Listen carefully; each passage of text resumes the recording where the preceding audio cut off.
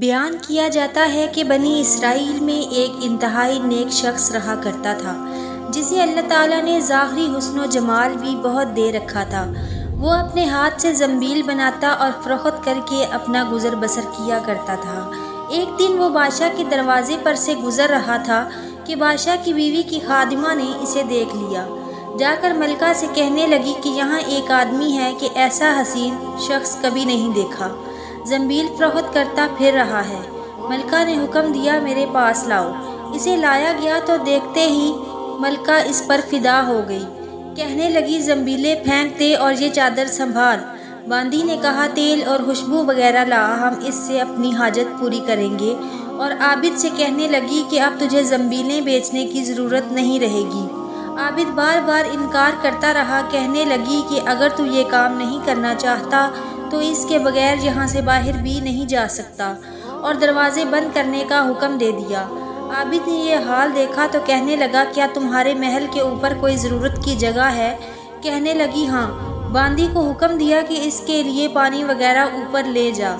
یہ عابد شخص اوپر چھت کے ایک کونے کی طرف گیا، دیکھا کہ محل بہت اونچا ہے، کوئی ایسی چیز نہیں جس کے ساتھ لٹک کر نیچے اتر جائے، اور آخر اپنے نفس سے باتیں کرنا شروع کر دیں کہ تو 70 برس سے اپنے رب کریم کی رضا کی طلب میں لگا رہا، رات دن اسی کی عبادت میں گزرتے تھے، تجھ پر آج ایک شام ایسی آئی ہے جو تیری اس تمام محنت کو ضائع کر دے گی۔ واللہ تجھ سے بڑھ کر کوئی خائن نہ ہوگا۔ اگر یہ شام تیرے اعمال کو فاسد کر دے گی، آخر اللہ کو کیا منہ دکھائے گا؟ غرض اسی طرح سے وہ اپنے آپ کو خطاب کرتا رہا اور آپس میں باتیں کرتا رہا۔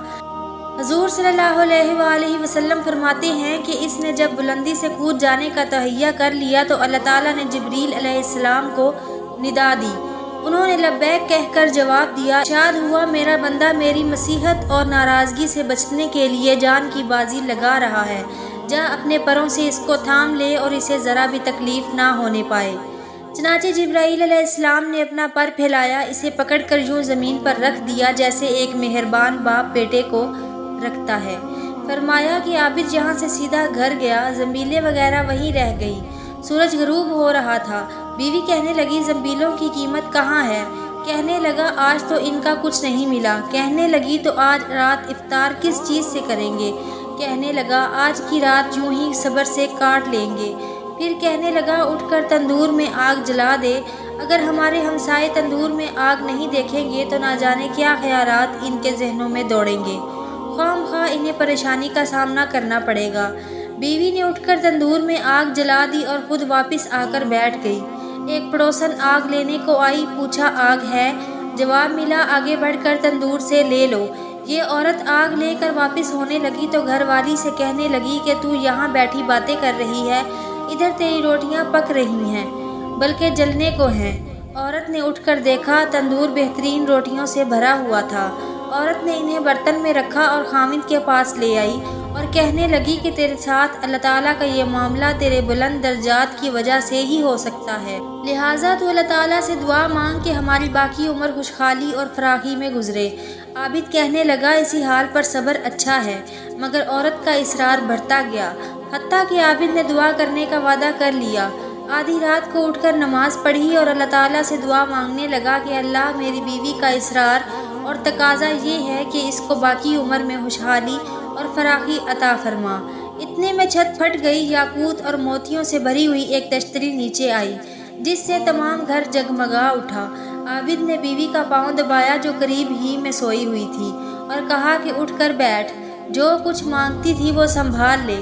عورت بیدار ہو کر کہنے لگی جلدی نہ، مقصد کے لیے تو نے مجھے نہ ہی جگایا ہوتا، میں تو خواب دیکھ رہی تھی کہ سونے کی بہت سی کرسیاں بچھی ہوئی ہیں جو بہت سے ہیرے جواہرات سے لدی ہوئی ہیں، مگر ان میں سوراخ ہے۔ میں نے پوچھا یہ کرسیاں کس کی ہیں؟ جواب ملا یہ تیرے خاوند کے بیٹھنے کے لیے ہے۔ میں نے پوچھا یہ سوراخ کیا ہے؟ جواب ملا یہ وہی نقص اور کمی ہے جو دنیا کی جلد بازی کی وجہ سے واقع ہوئی ہے۔ تو میں نے کہا کہ میں کسی ایسی چیز کی خواہش نہیں رکھتی جس سے تیری نشست گاہ میں نقص پیدا ہو، لہٰذا اپنے رب سے اسے واپس کرنے کی دعا کر لو۔ عابد نے دعا کی اور تشتری واپس چلی گئی۔ بے شک جو اللہ کے خوف سے اپنے آپ کو نفسانی خواہشات سے بچاتا ہے تو اللہ تعالیٰ یقیناً اس کی مدد فرماتا ہے۔